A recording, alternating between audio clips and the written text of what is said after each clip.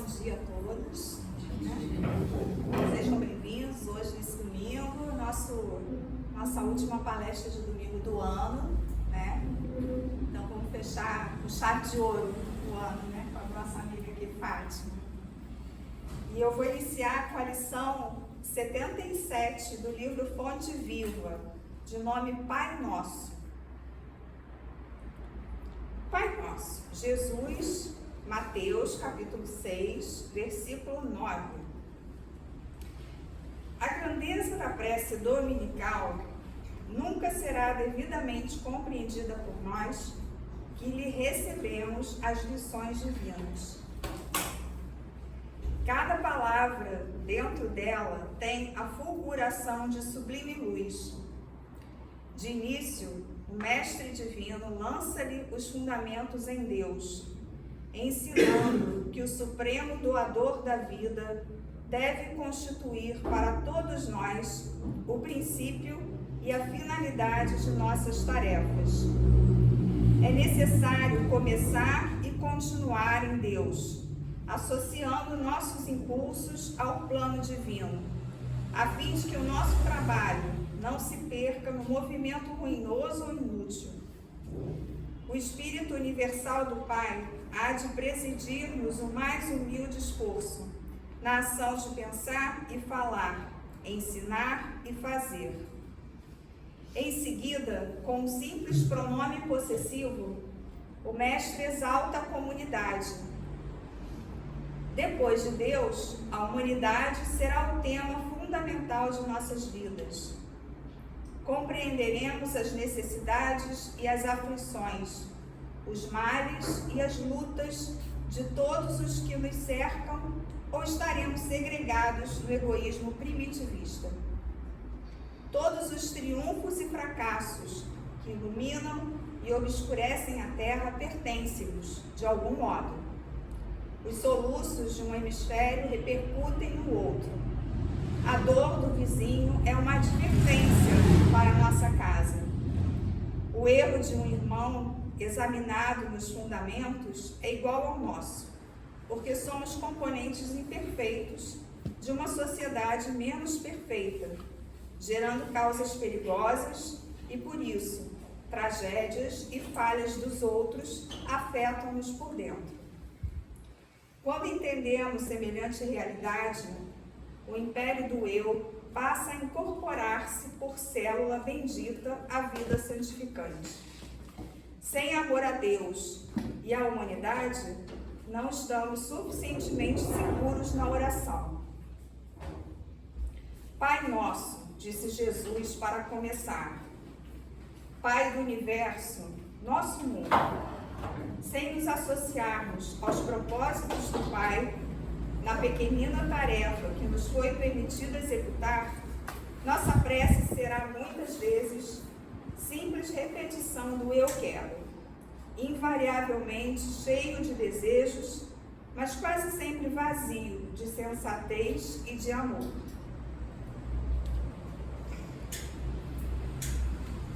Vamos fechar então nossos olhos agora?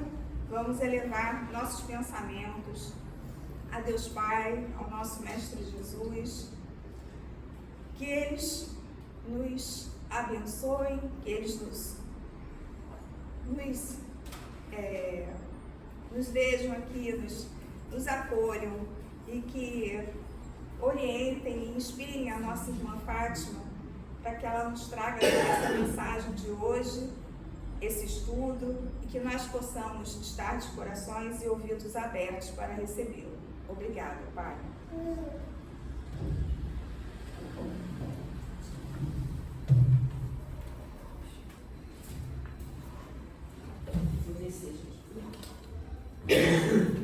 Fiquei parada no tempo de fazer exercício. Fiz quinta-feira, gente. Isso daqui é noção, porque tá. Essa não vem aqui. Tá difícil. Vamos lá, isso aqui é uma colinha, tá? Ah, tá, por favor. Deixa eu ver se você coloca aqui. Então, vamos lá. Uma alegria sempre estar aqui. E assim, gente, é a última reunião do ano, né? Então, assim, é sempre um motivo de alegria, porque por mais um período nós nos mantivemos, sabe? A gente perseverou. Porque só cada um de nós sabe a dificuldade que é o dia a dia.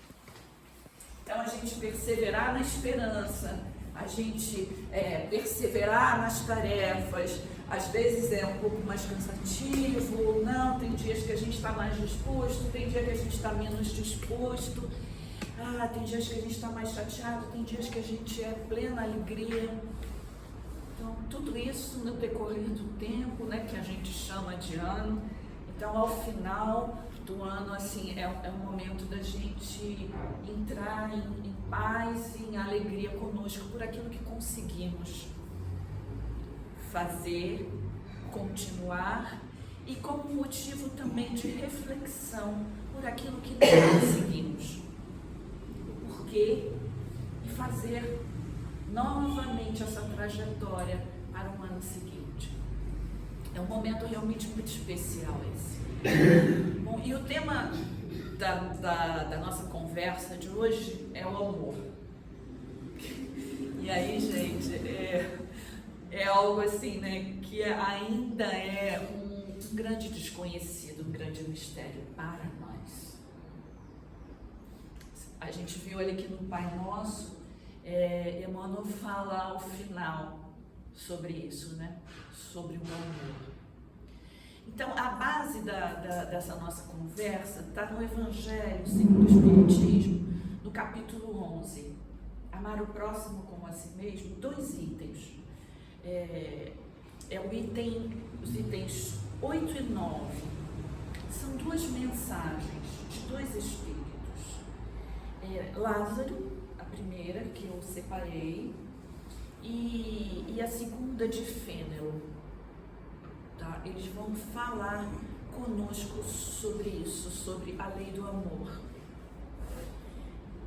E o interessante é que Lázaro começa a falar, né, o amor é, como eu disse, é algo tão gigantesco que a gente não consegue abarcar ainda.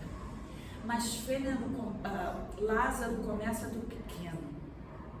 E isso é muito importante para nós, porque muitas vezes nós nos perdemos ou nós nos cansamos porque a gente começa do muito elevado, do inatingível, e esquece o início da jornada, sabe?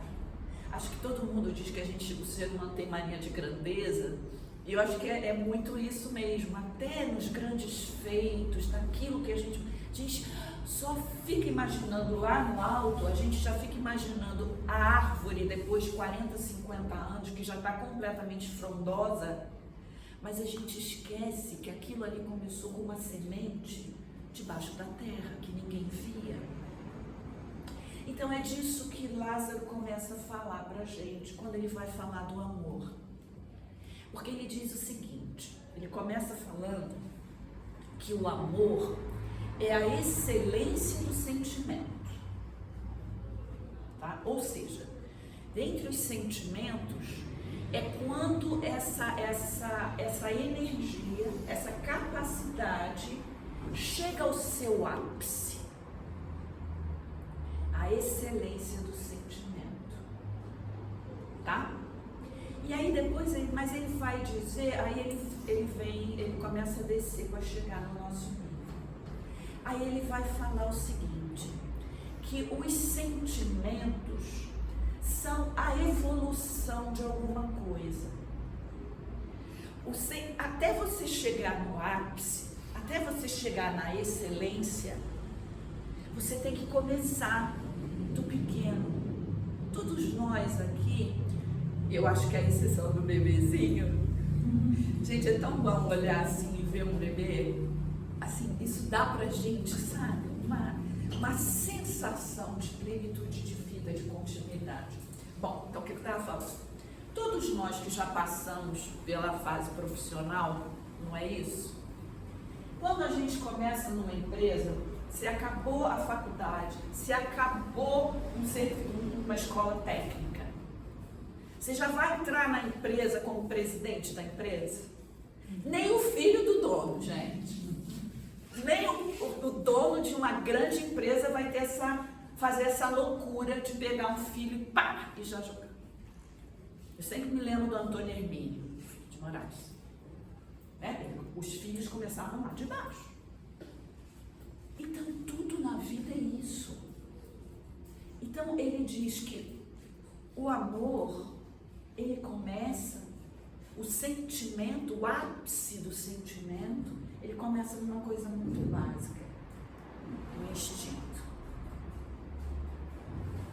Então, a gente começa a perceber que instinto e amor têm uma conexão. Assim como a gente, como é bem jovenzinho, começando na vida profissional, o exemplo que a gente deu, até a gente chegar ao topo, tá? Tem uma relação aí. Tem uma correlação. O presidente da empresa, ele já foi, às vezes, um office boy. Muitos foram. Quantos exemplos a gente tem de presidentes de coisas de multinacionais? Gigantes aí da economia que começaram como um office boy. Assim é o amor em nós. A excelência do sentimento, ela começa no instinto. E vejam que o instinto, como também o amor, nas suas proporções, não está apenas, não, digamos assim, não é um privilégio apenas da nossa espécie. A gente vê na evolução, a gente vê os animais superiores, eles já têm um instinto, mas eles também têm uma capacidade de amor. Isso a gente vê muito, muito, muito quem tem animal doméstico em casa, mas também a gente vê na natureza. Quando se estabelece esse período agora, por exemplo, que a gente está terminando da primavera, qual é o período aí na natureza para os animaizinhos? A gente vê muito isso nos pássaros. É o período de quê? Do acasalamento, né? E logo depois vem o que? Formam-se as famílias. Aqui, não sei aqui perto, mas lá perto de casa onde moro, começa assim, agosto, setembro, o sabiá laranjeira, começa a cantar, mas canta, por quê? Porque ele está atraindo a fêmea, certo? Ele está atraindo a fêmea, ele quer acasalar, ele quer se projetar no futuro através da prole. E aí depois, quando nascem os passarinhos, vai o quê? Construção do ninho, né? E a alimentação. E é interessante que no sabiá os dois fazem isso, tá? Tanto o macho quanto a fêmea. Muitas vezes, quando um vai procurar comida, o outro fica próximo, fazendo a proteção. É interessantíssimo, é lindo, é lindo. Então, quando tem algum predador se aproxima, eles dão um sinal e aí o macho ou a fêmea vem. Os dois se juntam para proteger. Então, proteção, abnegação, dedicação. A gente vai ver um pouquinho mais lá na frente que todos esses sentimentos e ações são frutos do amor. Frutos do amor. Então, quando a gente percebe isso, essa capacidade em seres que na evolução são inferiores à nossa espécie, então a gente já começa a perceber que isso é uma grande lei, é uma lei divina e que ela está aí para todos e que nós vamos galgar isso. Então, Lázaro ainda vai fazer essa analogia dizendo o seguinte, que o amor, ele e o instinto é como uma semente que traz em si toda a potencialidade para transformar-se numa árvore e depois dar fruto, que é o, digamos assim, o ápice para a espécie, é a frutificação. Da mesma forma que para os animaizinhos são o quê? Também a frutificação, através dos filhotes, através de projetar-se no tempo, em função o quê? Do seu cuidado. Por isso todo o cuidado dos animais, dos pais, da família, em proteger aquele serzinho, porque ali também está o futuro. E conosco não é diferente. Então, aí Lázaro vai dizer que nós precisamos, o amor é como um campo a ser cultivado, porque a semente está ali. E como que a gente cultiva isso? A gente cultiva isso através de adubo, através de rega, através de quê? De um acompanhamento, através da presença, através da dedicação. Da mesma forma que se faz isso externamente, no nosso interior, nós precisamos fazer isso. Nós precisamos cultivar. Qual é o problema? O problema é que os instintos, e nós ainda os temos, graças a Deus que os temos, o instinto, ele é um mecanismo poderoso para a sobrevivência. Todos nós precisamos sobreviver, porque a lei é o quê? A lei é para o futuro, a lei é de progresso, a lei é de avanço. Então, todos esses mecanismos agem em nós simultaneamente para que o grande futuro aconteça. Quando a gente fala qual é o grande futuro, a grande promessa de Deus, que Jesus vem dizer o quê? Bem-aventurados os pobres de espírito, porque deles é o reino de Deus. Bem-aventurados os pacificadores, porque eles verão Deus. Então, qual é a promessa? A promessa é de uma ligação perfeita, harmônica do ser humano com o Pai. Essa é a promessa. Qual é a promessa? A promessa é Jesus. A promessa é Jesus em Jesus? Não. A promessa é Jesus em cada um de nós. A promessa, por isso que o Espiritismo diz, Jesus é o quê? É o modelo, é o guia, não é isso? Para que serve o modelo? Para a gente se espelhar, ou não? Não é isso? O modelo, ele gera em nós, se nós formos atraídos por ele, se o nosso psiquismo, se as nossas emoções se inclinarem, o modelo serve para isso, para a gente copiar, não é? Então, ele é modelo e ele é o que? Guia, porque para chegar nisso, ele vai apresentar o caminho, ele vai nos mostrar o caminho. Então, o caminho, esse caminho, e o grande problema é que nós, sobretudo nas religiões, todas elas, tá? A gente pega isso, a gente pega essa promessa, a gente pega essa visão de algo muito maior, em beleza, em graça, em alegria, e a gente quer que isso seja um modelo pronto que se instaure em nós, como que por milagre. Não parece, mas no nosso psiquismo, na nossa emoção, a questão do milagre é muito presente. É muito presente. Por quê? Porque o milagre é algo que vem do outro, pá, e eu recebo. Só que a lei divina não é assim. A lei divina funciona em etapas, lentamente. Lentamente. Então, a gente acaba, por quê? na questão do instinto e do amor. A gente está muito longe do amor. A gente está muito perto do instinto. E aí a gente fica idealizando esse amor que a gente não consegue alcançar e a gente demoniza o instinto.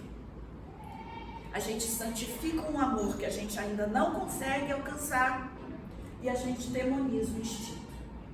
Então é por isso que muitas vezes a gente começa o quê? A se cobrar nos nossos erros, nas nossas dificuldades. A gente começa a se cobrar tanto, e aí vê que aquilo ali é inalcançável, e vem o que? O desânimo.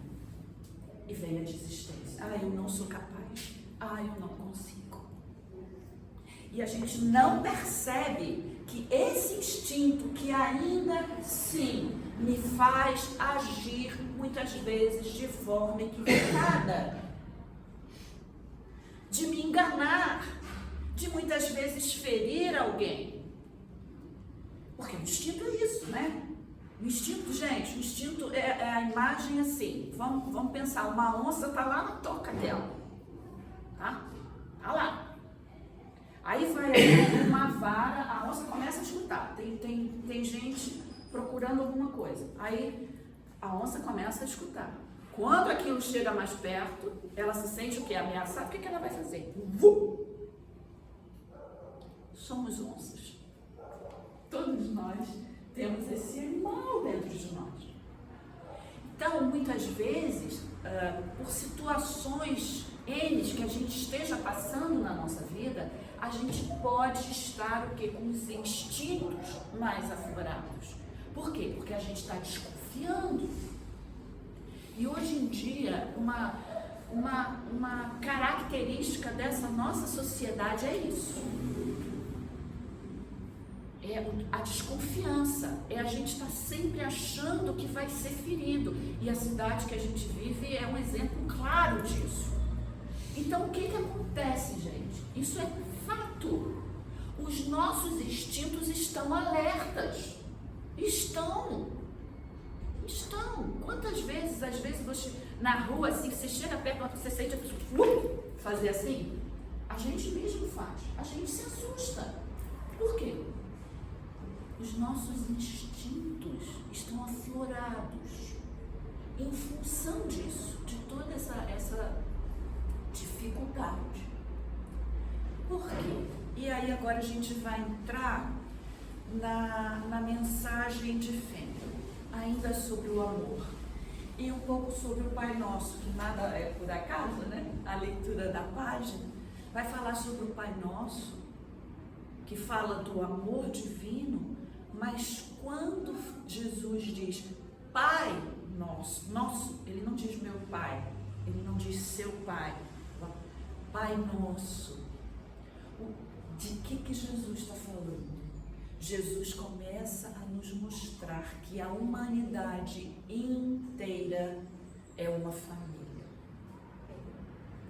Esse exemplo que a gente deu do sabiá, que constrói a sua família, né? E que a protege, que a alimenta, isso se multiplica no coração do Pai. Então, Federo vai nos mostrar que o amor, do ponto de vista divino, não se restringe à família carnal. Não se restringe, muitas vezes, à família de um centro ou de uma igreja. Ah, eu sou da igreja tal. Ah, eu sou da igreja tal. Ah, eu sou do centro tal. Ah, eu sou do centro B. Não se restringe a castas. Não se restringe a nações. E o que ele vai falar é que quando nós entendermos isso verdadeiramente, nesse processo de sair do instinto para o amor, nessa trajetória, a gente vai perceber, isso vai acontecer por uma transformação moral. Mas a transformação moral, porque o que é a moral, né? A moral é aquilo que se entranhou em nós e que vai gerar conduta. Né? A moral se expressa através das condutas, como a ética, né? Através da forma como lidamos. Então, quando acontecer essa transformação moral, então nós vamos nos dar conta dessa grande família universal. E vejam o que ele fala, que aí agora eu vou pegar. Olha o que ele diz. O amor é a lei divina que une todos os seres. Assim, a família humana não se restringe a uma seita, casta, nação, abrange todas as criaturas. Os efeitos da lei de amor são o melhoramento moral da raça humana, e olha o que ele vai dizer agora, e a felicidade durante a vida terrestre. E aí a gente sabe, quando a gente fala em felicidade,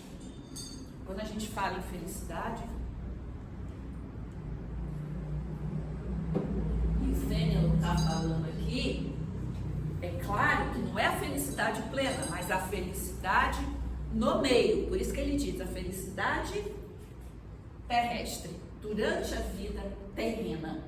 Aquilo que pode ocorrer. E o que seria? Todos nós no final do ano, quando a gente pensa nisso, né?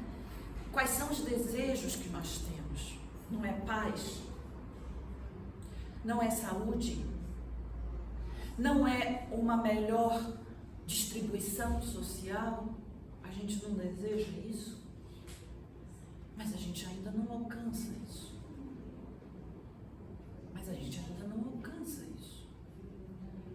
Por quê?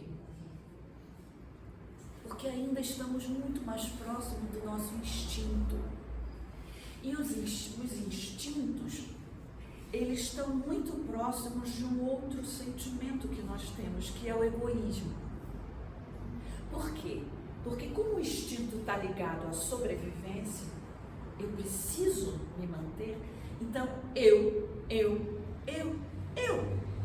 Gente, tudo é lógico. Nada é por acaso, tudo tem uma lógica. E quando a gente entende a lógica, é mais fácil da gente se perceber e se analisar e dizer assim, por quê? Onde eu quero chegar e onde eu estou. A diferença é que quando a gente utiliza o Evangelho, quando a gente utiliza as mensagens, sejam elas de qualquer credo, qualquer um, porque todos falam disso, todos conclamam o ser humano a ele se sentir melhor, ao progresso interno, para gerar um progresso externo social, de convivência. Porque esse é o nosso destino. E quando ele diz aí que quando a gente começa a vivenciar essa lei do amor, nós podemos ser felizes durante a vida terrena, é porque quando o amor nos envolve de tal maneira, a gente é leve. Entende? Por que a gente se torna leve? Porque aquela força de instinto de sobrevivência não está numa potência tão grande. Ela vai se suavizando. E a gente vai percebendo Francisco de Assis.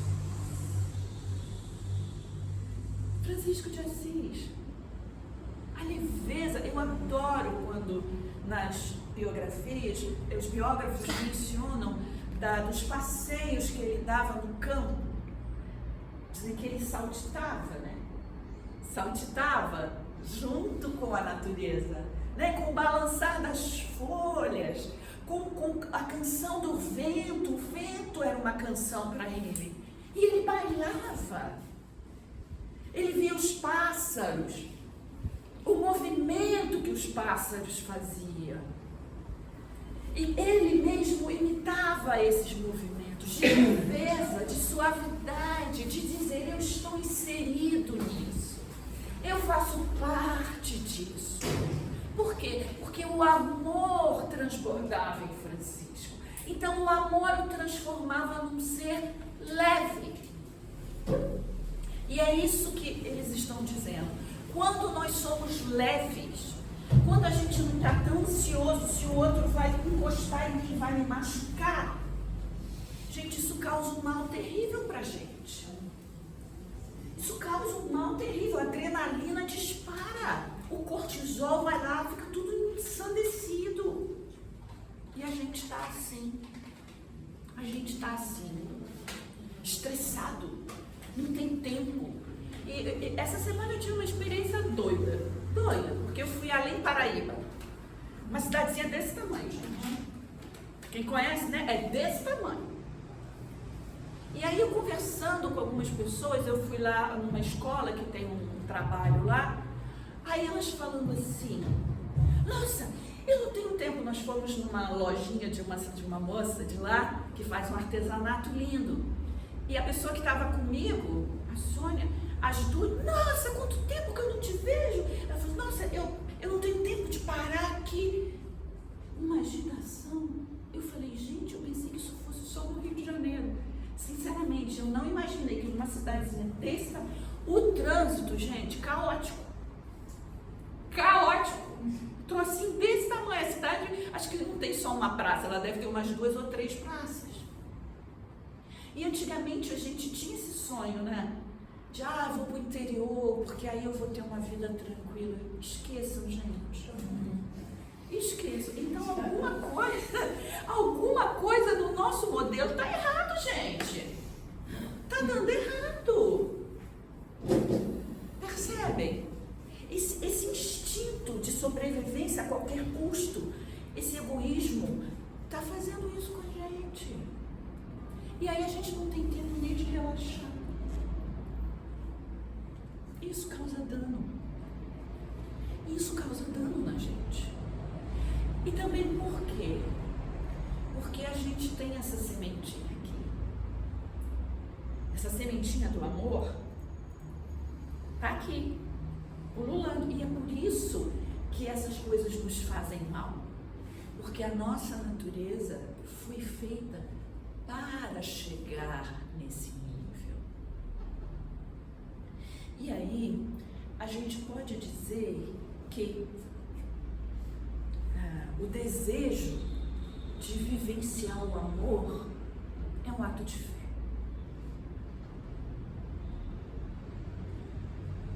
Forte isso que eu estou dizendo? O desejo de vivenciar o amor é um ato de fé. Por que é um ato de fé? O que Paulo vai dizer que é a fé? É a certeza, é a plena certeza da realização de algo que eu ainda não consigo ver, não é isso? Ele é muito objetivo, ele vai dizer isso. E o que a mensagem nos fala? Que o amor é a excelência do sentimento. O sentimento é o instinto que evoluiu. Então é um ato de fé, por quê? Porque eu preciso ter certeza de que essa semente está em mim. Ela ainda se manifesta por meio dos instintos. Essa é a minha realidade. Mas se eu perseverar, se eu quiser, se eu me dedicar, eu consigo chegar a essa potência máxima. Então, por isso eu volto a dizer, a vivência do amor, a busca pela vivência do amor é um ato de fé. Eu preciso acreditar piamente na minha própria natureza. Eu preciso acreditar que a minha natureza foi feita para amar. E que esse amor, ele passa sim por uma fase inicial, como o office boy para chegar a presidente de uma empresa. Ele passa por essa fase inicial, que é o instinto. Mas eu não posso me conformar com o instinto. Por isso que é a fé. Eu estou vendo uma realidade hoje. São as minhas ações. É a forma como eu me conduzo na minha família, no trabalho, no trânsito, que é muito instinto ainda. Mas eu preciso saber que existe em mim essa semente, que essa semente pode crescer e pode frutificar. Vai ser amanhã? Vai ser depois de amanhã? Não. Não vai. A gente sabe que não. Mas a potência está ali. A condição para vir a acontecer está ali. Por isso que é um ato de fé. E aí, a gente precisa decidir. A gente precisa decidir se quer continuar, se quer perseverar. Vocês acham que a vida de Francisco, quando ele chegou aos 42, 44 anos até o desencarne, era o mesmo Francisco de 16, 17 anos? Claro que não. Qual era o sonho de Francisco, da época, do jovem da época? Era ser um herói de guerra. Ele se alistou na cruzada. Por quê? Porque o ápice da sociedade de então, conduzido pela religião de então, eram os cavaleiros cruzados que faziam o quê? Que tinham glória na batalha. Esse era o sonho de Francisco, porque rei da rapaziada da época, ele já era. Ele já era. Ele era o chefe ali da juventude daquela época, gente. Ele tinha grana, a família tinha grana, a família bancava ele, e ele dava as festas lá nos bares do local. Ele era considerado, ele era como é que é, tem um nome, eu esqueci agora, não sei o que de festa, arroz de festa. Ele era o arroz tipo 1 de festa. Aquele arroz de qualidade. Ele era isso. E ao final, ele conversava com o Falcão. Tal a capacidade de amar que ele adquiriu, que os animais não tinham medo dele. Uma fera. Gente, nós sabemos que as aves são animais muito ariscos e muito agressivos. Também, não pensem que passarinho é a coisa mais bonitinha e lindinha do mundo, não. Alguém já viu um beija-flor? Eu gosto muito de bicho, tá? De planta, eu gosto muito, amo. Cara, lá no meu prédio tem varanda, então tem muitas plantinhas e tal. Tem um beija-flor lá que é o dono do pedaço. Eles são territorialistas. Né? Sim, gente, é um instinto. É um instinto. Isso se repete na gente de uma outra forma. Claro que se repete. Claro que se repete. Mas ainda assim, no momento do acasalamento, no momento de ter os filhotinhos, ele se transforma num doce de coco. Vocês mesmo que estão aí com o bebezinho, como é que é quando é o paizinho lá com o bebê? Gente, é outra coisa. Isso é o amor, percebem? É isso, é essa leveza. Mas qual é esse caminho? E aí, a Fênelon vai 5 minutos, né? Não. Tem mais. É assim? Já tem esse tempo? Não sei se eu tenho tanta coisa a contar. Não, fica à vontade, pode. Olha só. Então aí, o que Fênelon vai falar? Caridade, humildade, paciência, devotamento, abnegação, resignação e sacrifício são virtudes filhas do amor. Então aqui ele já começa né, a gente está olhando o amor como assim, esse arco-íris, né? Esse prisma, né? Aí ele vai tirando desse prisma cada uma dessas facetas, porque todas elas são facetas do amor. E aí a gente vai mais ou menos pegando rapidamente a caridade, né? Nós espíritas, a gente tem um problema sério, porque a gente limita a caridade à faculdade humana. Eu sou muito autocrítica, tá, gente? Então, assim, não esperem de mim passagem de pano em nada. Não esperem. Eu acho que a gente tem que fazer autocrítica. E aí a gente acha que a gente fazendo isso, a gente está saudando os débitos, karmas passados. Tá? Ah, não, já fui lá, já preparei aquela cesta. É para não fazer? Claro que não. É muito bom. É necessário que se faça. Mas não se limita a isso. Tanto é assim que no Livro dos Espíritos, Kardec faz uma pergunta brilhante e que a gente não percebe. Qual é o conceito de caridade conforme entendia Jesus? Olha que pergunta. E acho que a gente pula essa pergunta do Livro dos Espíritos. O que os Espíritos vão responder? Benevolência para com todos. O que isso significa? Desejar o bem para todos. Não apenas isso. Eu desejo, mas eu dou um passo a mais. Eu vejo o bem nas pessoas, que era o que Jesus fazia.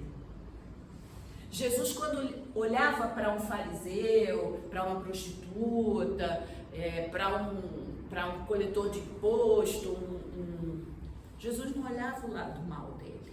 Jesus olhava o ser humano. Jesus olhava o potencial de bem. Isso é benevolência. Não é apenas querer o bem. É identificar o bem no outro. E é isso que a gente não faz. Porque a gente é muito mais rápido em julgar os defeitos dos outros, ou não? Cara, tem família, gente. E quer ver um exemplo, assim, óbvio, que acontece com todos nós. Você tem uma amizade, até com a família, tá? Porque você tem uma relação maravilhosa com o primo, ou seja lá o que, durante 30 anos. Aí, por alguma razão, entra uma situação que aquela pessoa te decepcionou, te frustrou, seja lá o que for, o que vai ficar daqui para lá? No futuro. Você corta a pessoa. Você olha aquele momento que aquela pessoa pisou na bola com você. E isso pode ser da coisa mais simples até a coisa mais séria, tá? Porque uma coisa é você se decepcionar e a pessoa errar, porque nós também erramos. E a gente não sabe se a gente vai fazer alguma coisa, talvez não na mesma proporção que a gente entenda, mas o outro que sofrer vai achar que é uma coisa muito séria. Então a gente não percebe isso. E aí a gente taxa a pessoa e acabou. É óbvio que, dependendo da situação e da circunstância, pode ser que a amizade não volte a ser como era, porque algo é como um cristal, né? Que é rachado, sem dúvida alguma. Mas isso não significa, e é o que muitas vezes nós fazemos, que daí para frente você começa a desejar o mal para aquela pessoa, como que o mal vindo para aquela pessoa vai te vingar do que ela te fez. A gente sente isso. Muitas vezes a gente fala assim, Deus está vendo. Eu não vou fazer nada, mas Deus está vendo. Aí lá na frente, quando o cara torce o pé, é assim, gente. Por quê? Porque é instinto que a gente vive. Deus. A gente vive no instinto. Então, aí é benevolência, você querer ver. Aí a outra, que já é esse mesmo exemplo, indulgência, que é o quê?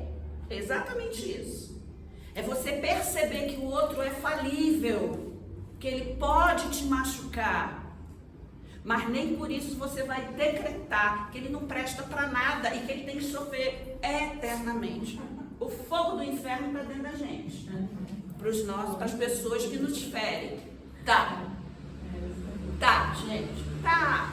A gente lê tudo muito bonitinho. Não, na doutrina espírita não tem fogo, não. O fogo do inferno está aqui, ó, na nossa mente, quando a gente julga o outro e deseja o mal para o outro. Volto a repetir, instinto agindo, nós somos assim, tá? Perdão das ofensas. Aí então, isso é caridade. E vejam, isso aqui é mais frequente na nossa vida do que uma vez por mês a gente fazer a cesta e distribuir. Percebem? A vida não é feita de pacotes. A vida é um bolo inteiro.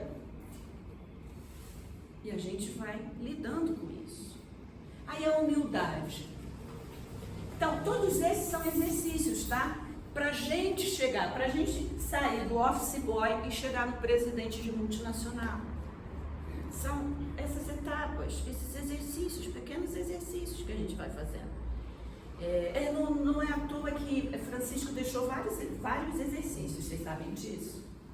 Assim, os franciscanos, os capuchinhos, eles têm, sabe, vários exercícios. Porque nada acontece por acaso, gente. Vocês acham que essa transformação... É claro que Francisco já era um espírito evoluído, sem dúvida. Mas ele encarnou aqui e viveu como a gente. Então, ele passou por todas essas etapas. Então, ele tinha, quer dizer, como Jesus. Jesus não se retirava, orava, né? Às vezes jejuava, etc. Francisco também tinha alguns exercícios de meditação. E os franciscanos, eles têm uns exercícios para fazer. Por quê? Porque é isso aqui, que a doutrina vem falar para a gente também. São esses exercícios que a gente vai fazendo no dia a dia, mas consciente. A gente tem que ter consciência disso. A gente tem que ter consciência quando a gente não é caridoso, quando a gente não perdoa, quando a gente não é indulgente. A gente tem que ter consciência e dizer assim, pô, caraca, pisei na bola, fiz isso, mas não gostei, não é assim que eu quero. E aí continuar. Volto a dizer, a busca da vivência do amor é um ato de fé. Porque a minha realidade é uma, mas eu quero chegar lá. Eu sei que eu posso, então eu vou continuar. Humildade. Mais uma vez. A gente, fulaninho, todo esfarrapado. Todo sujinho, tão humildezinho.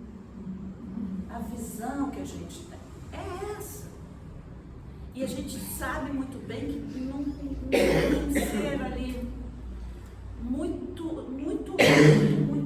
debilitado e com muita necessidade de coisas materiais, pode estar um orgulho do tamanho do monte, a ponto até de não querer nem ajuda.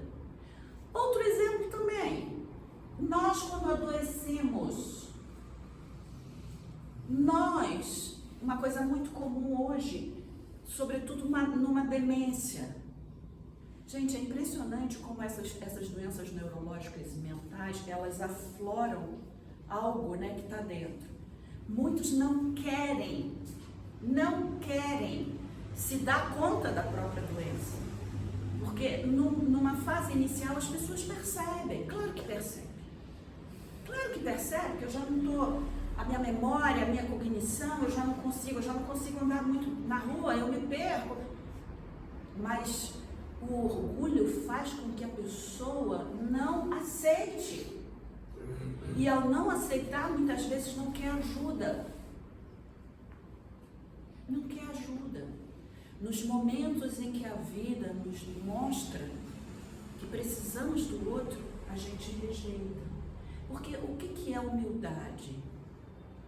Humildade é a gente reconhecer o tamanho exato que a gente tem. E o que eu posso fazer com ele? O orgulho é o contrário.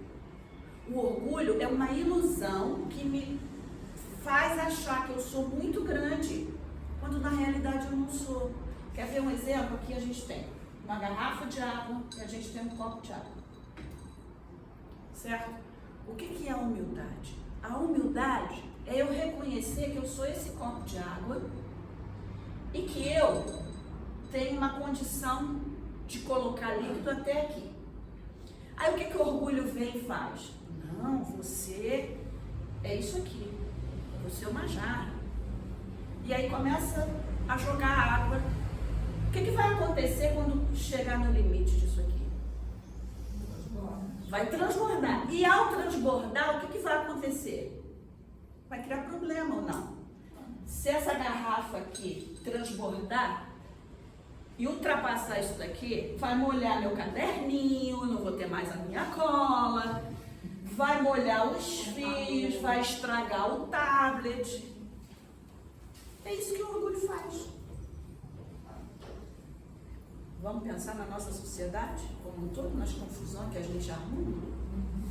É isso aí. Porque a quantidade de água que eu tenho aqui, para alguém com sede, vai saciar tanto quanto a mesma quantidade aqui. Essa quantidade aqui, talvez eu possa descedentar mais pessoas. Mas o efeito, a função é a mesma. Matar a sede. E nós podemos fazer isso no nosso limite. Então, por isso que os Espíritos dizem, se todos nós, se cada um de nós tivesse essa plena consciência do que é, do que pode dar, e não quisesse almejar algo que o outro tem, a vida seria mais fácil, seria mais leve. E aí aconteceria isso, que é o quê? A cooperação. Porque a lei de amor, ela também se manifesta na cooperação. Que cada um de nós, tendo a parcela necessária, dividindo uns com os outros, a gente cria um todo harmônico. A gente cria um todo harmônico. E aí a gente vai para outras palavras que ele diz, a resignação, que foi aquilo, o mesmo exemplo que a gente já deu. Estamos numa situação difícil, a resignação está muito ligada à humildade. Eu entendo que esse momento é difícil. Eu não vou me desesperar. Eu não vou sair chutando, brigando com todos. E eu vou aceitar a ajuda que me chega. Porque essa ajuda pode ser um bálsamo. Essa ajuda vai me consolar. Vai resolver o problema? Provavelmente não. Mas vai me trazer conforto, consolação, esperança. Isso é o amor em ação. A abnegação. Quando aí volta ali o casal e o bebezinho, tadinho, ele já está morrendo de calor. A cabecinha dele, eu já estou vendo aqui, os cabelinhos antes estava tudo lisinho, agora já está tudo assim, ó, do suor. Já está acabando, já está acabando. Quando os pais perdem noite de sono para alimentar, para carinhar, ou para... Bebê tem muita cólica, né? Chora, grita, está vendo o sofrimento do outro. Você se dedicar ao outro, até chegar ao ponto do sacrifício, que aí já é um nível maior, aí é o exemplo de Jesus, tá? Né? Que por amor ele se doou. Nós fazemos pequenos sacrifícios, os pais fazem sacrifícios pelos seus filhos. Então nada disso é desconhecido de nós. Volto a dizer, volto a repetir. A vivência do amor é um ato de fé. Busquemos, queiramos isso, sabendo que a nossa realidade ainda é de instinto, de egoísmo, de orgulho, de vaidade. mas essa não é a nossa essência básica e não é a nossa destinação final. A nossa destinação final, a nossa essência é o amor. Só que o amor, ele precisa disso. Sentimento, o ápice do sentimento, ele começa no instinto. Assim como uma grande árvore começa numa pequena semente abafada na terra. Gente, o amor em nós é como essa semente abafada na terra. A gente não vê, a gente tem o peso da terra abafando aquela semente ali. Mas vem chuva, vem sol, que penetra, aquilo ali chega na sementinha e vai. A gente tem a luz divina, o sol da vida que é Jesus, os ensinamentos para nos ajudar nessa jornada. Deus nos abençoe. Obrigada.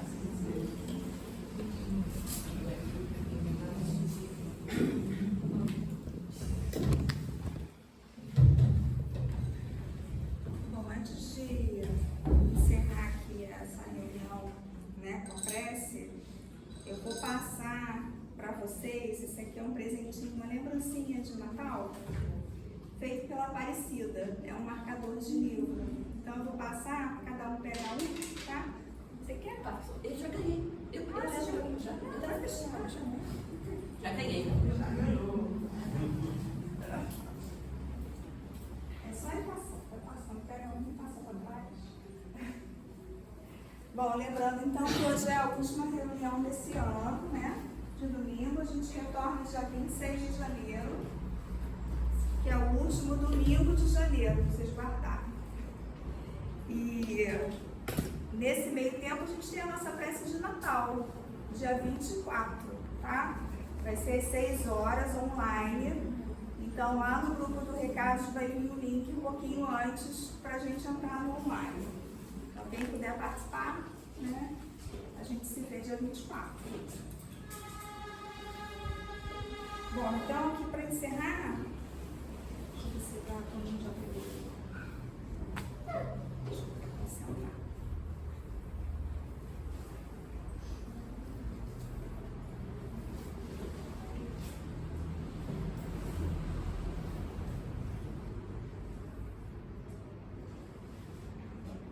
O último que pegar pode deixar ali em cima, né? Porque aí se faltou alguém, depois pega. Tá?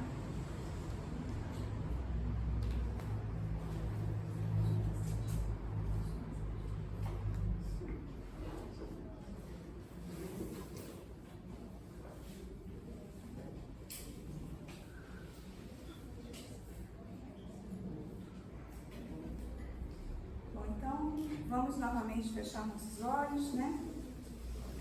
Vamos elevar nossos pensamentos, agradecer primeiramente por podermos estar aqui, por ouvirmos esse estudo da irmã Fátima, né, que nos trouxe sobre o amor, que a gente possa adubar esse amor aí nessa época de Natal, que ele se fortaleça e que no ano que vem a gente consiga espalhá-lo, né, por esse mundo afora. Obrigada por tudo, Pai, e abençoe essa semana, que seja uma semana de muita paz, amor, e que nós consigamos seguir o nosso caminho sem muitos desvios. Obrigada, Pai.